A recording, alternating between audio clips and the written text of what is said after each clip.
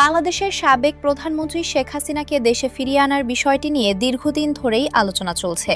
এ প্রেক্ষাপটে শেখ হাসিনাকে প্রত্যর্পণের জন্য বাংলাদেশের পাঠানো অনুরোধ ভারতের সংশ্লিষ্ট কর্তৃপক্ষ আইন অনুযায়ী খতিয়ে দেখছে বলে জানিয়েছে দেশটির কেন্দ্রীয় সরকার।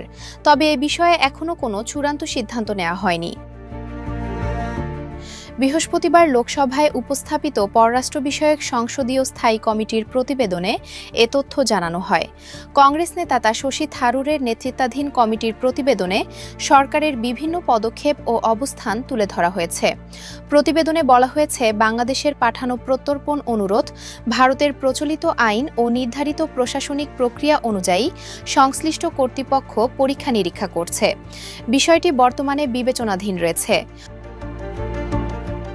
প্রতিবেদনে আরও বলা হয়, সংসদীয় কমিটি শেখ হাসিনাকে প্রত্যর্পণের বিষয়ে বাংলাদেশের অনুরোধের অগ্রগতি জানতে চাইলে কেন্দ্রীয় সরকার এ তথ্য জানায়।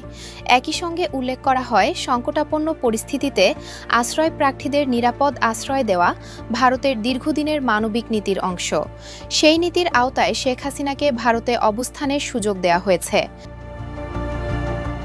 তবে ভারত সরকার স্পষ্ট করেছে, তাদের ভূখণ্ড ব্যবহার করে শেখ হাসিনাকে কোনো ধরনের রাজনৈতিক কর্মকাণ্ড পরিচালনার অনুমতি দেওয়া হয়নি।